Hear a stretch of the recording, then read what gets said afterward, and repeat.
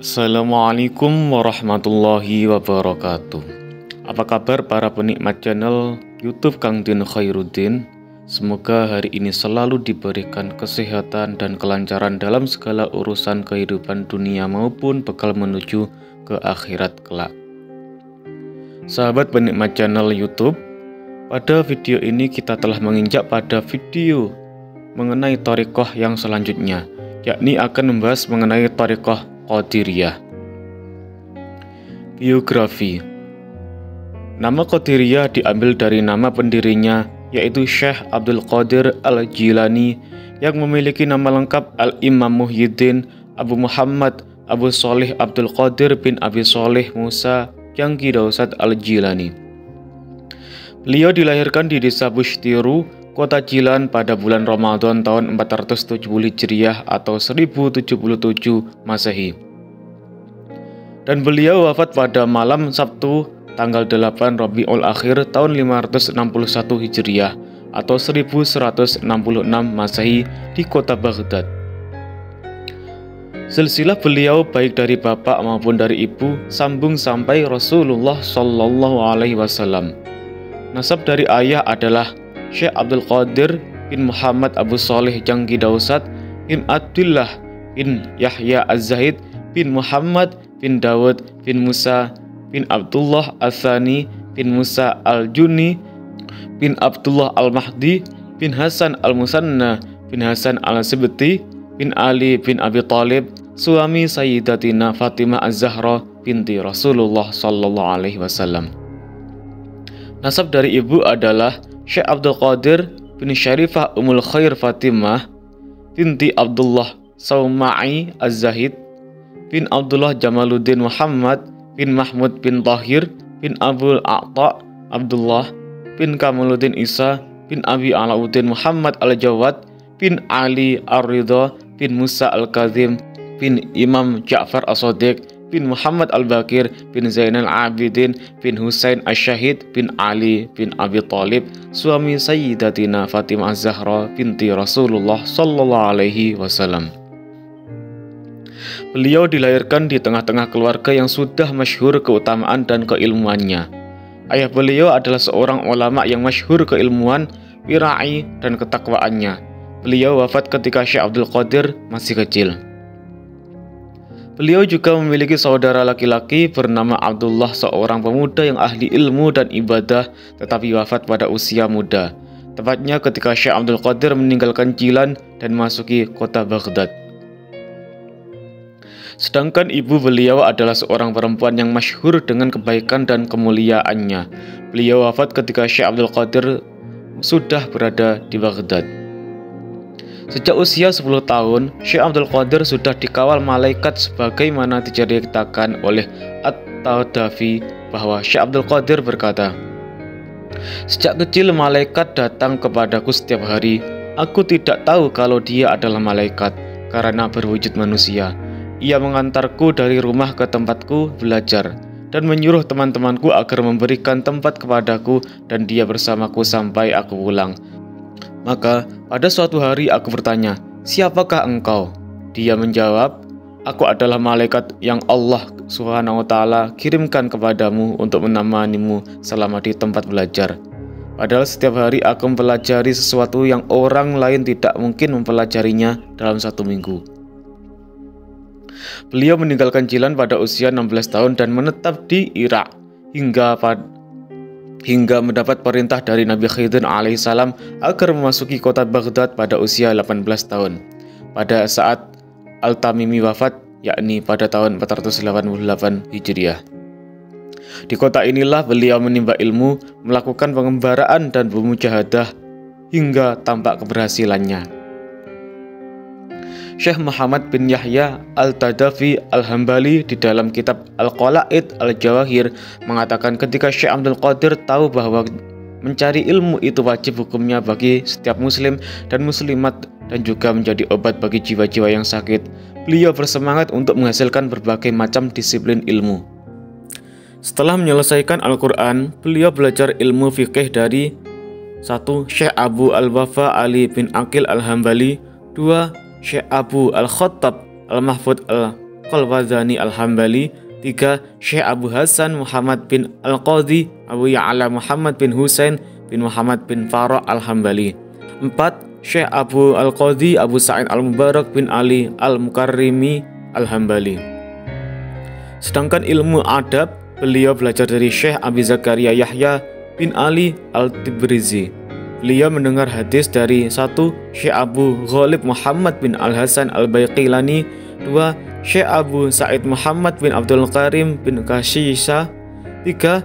Syekh Abu Al-Ghanaim Muhammad bin Ali bin Maimun Al-Farsi. 4. Syekh Abu Bakar Al-Ahmad bin Al-Muzaffar. 5. Syekh Abu Ja'far bin Ahmad bin Husain Al-Qari As-Sirat. 6. Syekh Abu Al-Qasim Ali bin Ahmad bin Bannan Al-Karhi. 6. Syekh Abu Talib Abdul Qadir bin Muhammad bin Yusuf. 8. Syekh Abdurrahman bin Ahmad. 9. Syekh Abu Al-Barakat Ibatullah Al-Mubarak. 10. Syekh Abu Al-Izzi Muhammad bin Al-Mukhtar. 11. Syekh Abu Nasr Muhammad. 12. Syekh Abu Ghalib Ahmad. 13. Abu Abdullah Yahya. 14. Syekh Abu Al-Hasan bin Al-Mubarak bin Atuyur. 15. Syekh Abu Mansur Abdul Rahman Al-Qasaz. 16. Syekh Abu Al-Barakat Talhah Al-Aquli. Beliau juga mempelajari fikih Asy-Syafi'i dan fan-fan atau cabang-cabang ilmu lainnya. Sedangkan beliau belajar tasawuf dari 1. Syekh Abi Al-Khair Hamad Ad-Dabbas bin Muslim bin Dawud Al-Dabbas, sekaligus belajar ilmu adab dan suluk kepada beliau. 2. Syekh Abi Sa'id Al-Mubarak bin Ali Al-Mukarrimi. 3. Syekh Abu Ya'qub Yusuf bin Ayub bin Yusuf Al-Hamdani. Dalam setiap tahunnya, santri madrasah dan pesantren di Baghdad yang telah menyelesaikan pendidikannya kurang lebih 3 tahun, kurang lebih 3.000 santri, sehingga dalam jangka waktu 33 tahun, santri yang telah menyelesaikan pendidikannya mencapai 100.000 santri. Mereka menyebar ke seluruh penjuru dunia, di antaranya Abu Al-Fattah Nasr bin Al-Mina, beliau menjadi masyayikh Hanabilah setelah wafatnya Syekh Abdul Qadir. Ahmad bin Abu Bakar bin Al-Mubarak Abu Sa'ud Al-Harim Abu Al-Hasam bin Muslim mendirikan pesantren di Al-Qadisiyah.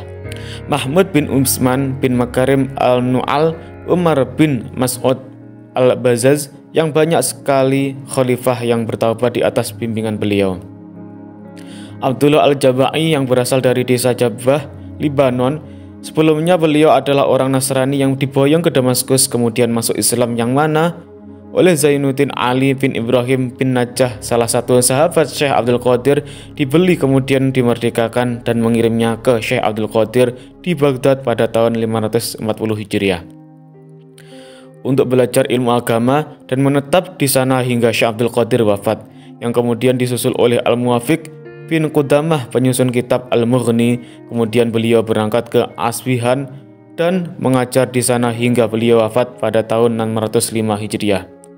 Hamid bin Mahmud Al-Harani yang kemudian bertemu dengan Nuruddin Zangki, Zainuddin bin Ibrahim bin Najah Al-Ansori Al-Dimiski, beliau mengajar di madrasah Syekh Abdul Qadir di Baghdad, yang kemudian berangkat ke Damaskus dan Mesir.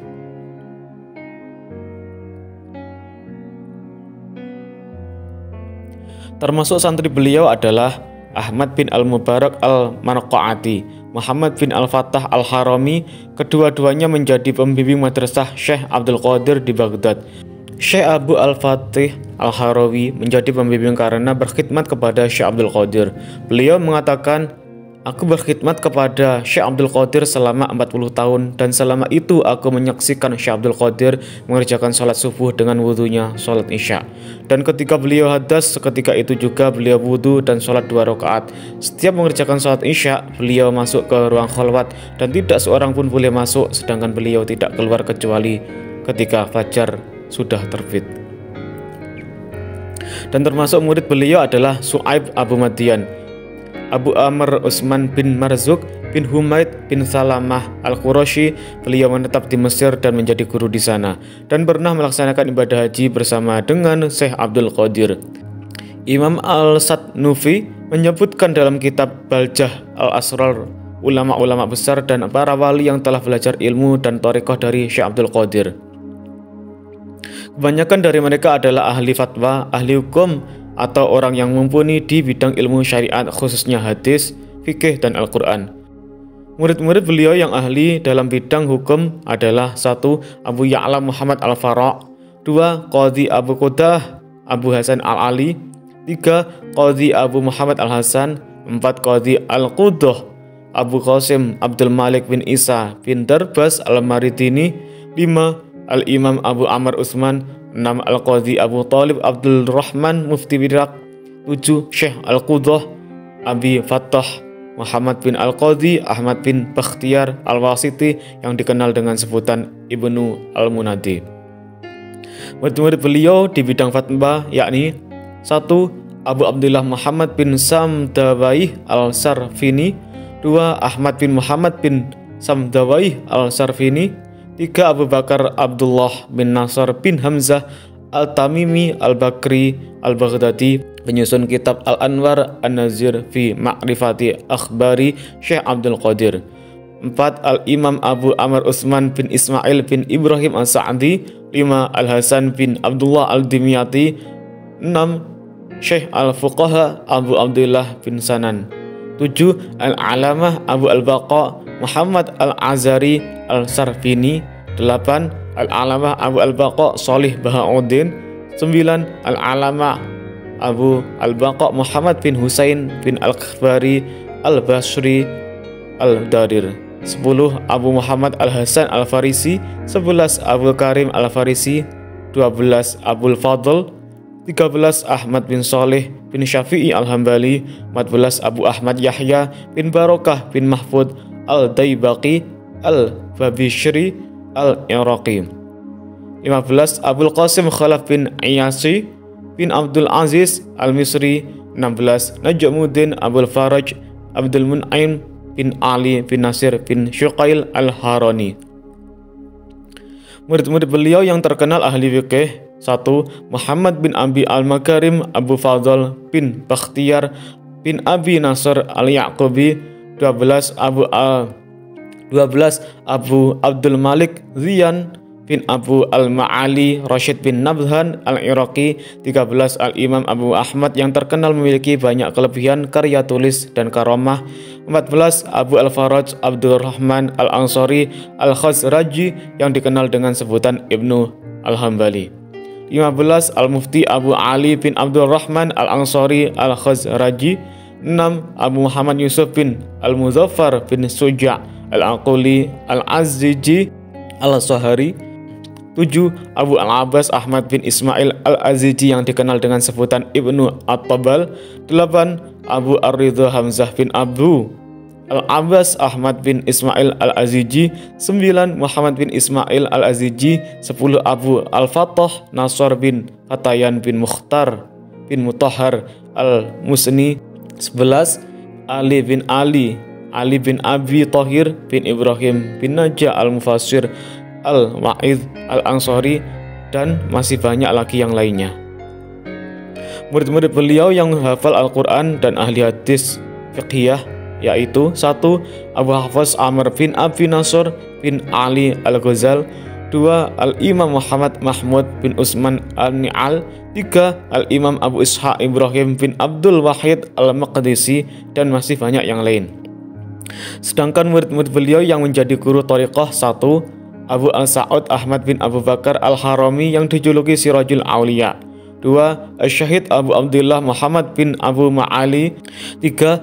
Abu Al-Hasan Ali bin Abi Ahmad bin Wahab Al-Aziji, 4. Syekh Abdul Aziz bin Dalaf Al-Baghdadi yang mana dari beliaulah silsilah thariqah Qadiriyah menyebar ke Indonesia.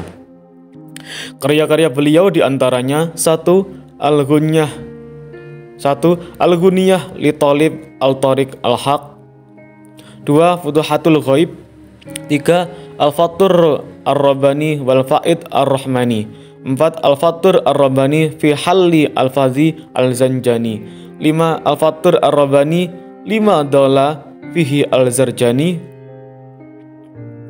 5. Al-Fatur Ar-Rabbani lima dola fihi Al-Zarqani, 6. Jala Al-Khadir fi Al-Azahir wal Batin, 7. Al-Aurat Al-Ayyam As-Sabah, 8. Aurat Al-Awqad Al-Khamsah, 9 wirid sholat kubro, 10 hizib al-roja, 11 hizib al-wasilah, 12 as-sholawat wal adiyah, 13 al-asrar al-isra, 14 sirrul asrar, 15 futuhur rabbaniyah, 16 tafsir Al-Quran Al-Karim, 17 maratib al-wujud, dan masih banyak lagi karya yang lainnya. Thariqah Qadiriyah tidak hanya tersebar di wilayah Baghdad, akan tetapi Thariqah Qadiriyah tersebar ke berbagai penjuru, diantaranya 1 Makkah, 2 Madinah, 3 Yaman, 4 Tunisia, 5 Aljazair, 6 Libya, 7 Mesir, 8 Syria, 9 Libanon, 10 Palestina, 11 Senegal, 12 Sudan, 13 Somalia, 14 Turki, 15 Asia Tengah, 16 Cina, 17 Malaysia, 18 Indonesia, dan 19 Yugoslavia. Para penikmat channel YouTube Kang Deno Khairuddin, demikian mengenai biografi Thariqah Qadiriyah yang dijelaskan mengenai profil dari pendiri Thariqah tersebut, yakni Syekh Abdul Qadir Al-Jailani, yang mana telah dijelaskan bagaimana pengembaraannya, silsilah nasabnya, dan juga tentang keilmuannya. Berikut juga karya-karya dan murid-murid beliau yang meneruskan Thariqah Qadiriyah yang sangat terkenal hingga tersebar di seluruh penjuru dunia. Mengenai silsilah Thariqah dan ajaran-ajaran mengenai Thariqah Qadiriyah akan dijelaskan pada video dalam part yang selanjutnya. Maka dari itu, seyogyanya kepada para penikmat channel untuk melakukan subscribe bagi yang belum melakukan subscribe, dan menyalakan lonceng agar selalu mendapatkan info terupdate mengenai video-video terbaru dari channel kami, agar pembelajaran mengenai Thariqah selalu istiqomah dan konsisten, sehingga mendapatkan keilmuan-keilmuan Thariqah yang mapan. Demikian para penikmat channel, video kali ini saya akhiri. Allahumma fiq ila aqwamit thariq. Wassalamualaikum warahmatullahi wabarakatuh.